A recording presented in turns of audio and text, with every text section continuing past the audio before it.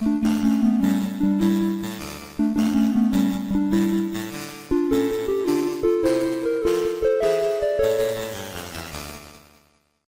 Internet! Welcome back to Mutton Gaming. I'm the Mutton Gamer, and welcome to the first week of Spooky Month.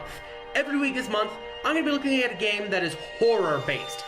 And I don't necessarily mean survival horror, I mean something that unnerves you or scares you in a deeper way.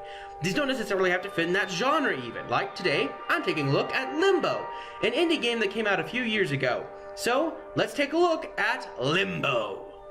The narrative is pretty confusing. You are a nameless silhouette of a boy searching for what looks like to be the silhouette of a girl through what I guess is meant to represent the first circle of hell, Limbo. Along the way, you will come across killer kids, a giant spider, mind-controlling worms, and a deserted, nearly destroyed town. I honestly don't know what these individual objects mean. I get that it's supposed to be an artistic game, but it looks like the designers just picked the things that make people the most uncomfortable and made a game based around it to have an unnerving experience. The art style adds to this by making everything in black and white grayscale with a minimalistic style.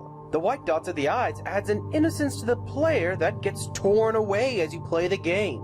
There isn't a whole lot of music, just the occasional orchestrated piece to set the mood. It's not melody-driven, but I find it actually adds to the game here to not have good video game music. The game would have been hurt if it had a minor key song going through to remind you of how grim the world you exist in is. Instead, the game tells itself through sound effects of the world around you, and the objects surrounding you, from rolling rocks to bear traps.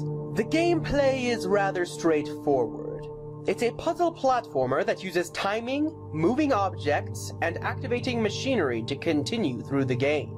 Some of the puzzles get difficult, but you can get through with a little practice. These puzzles involve swinging, jumping over saws, using magnets, manipulating gravity, or figuring out how to control yourself when the mind-control worms infest your brain. The controls for the game are better suited for a controller, and I'm not trying to diss the PC people here with that statement. You can't edit the controls of the game, you can only look at them, and while it is possible to play the game with those keyboard controls, it just feels better to use a controller. Except for the fact that it, once again, forces you to use the joystick and not the D-pad. Now, the thing about this being a horror game is a little interesting. The game likes to make you descend a lot. You might move upward a touch, but you keep moving deeper and deeper into limbo.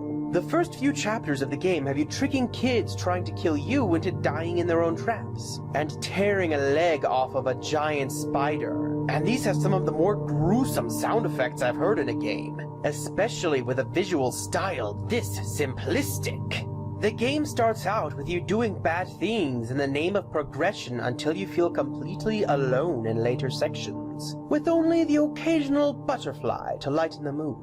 The latter two-thirds of the game seem like your punishment for your cruelty, and that's why this game is kind of scary.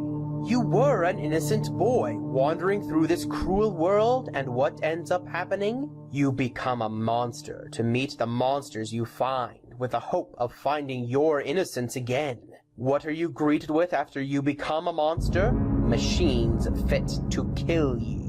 The mind-control worms forcing you to change your direction when you're close to finishing a game or going somewhere you couldn't could be a sign that, after you became a monster, you were not ready to continue until your mind returned to the state that it was at the start of the game. Which makes sense considering how the game ends. And the game is about you becoming a cruel person to meet the cruel world, but you only lose progress in the search of your true goal that way. And that is why I find this game scary. Because we can all make this mistake of becoming the monster we don't want to be and descend into darkness. Every human is capable of that, and many do fall into that way. While each and every individual piece of the game might have a meaning behind it, I don't know what it all means. And I figure that's the best explanation I might be able to come up with. I'm going to go ahead and give this game a B. Sure, as a piece of art, it's not too bad. However, as a game, it's just not quite that fun. You might enjoy it one playthrough, but it's not good for subsequent playthroughs. Alright, that's it for the first week of Spooky Month, and I'll see you all next week.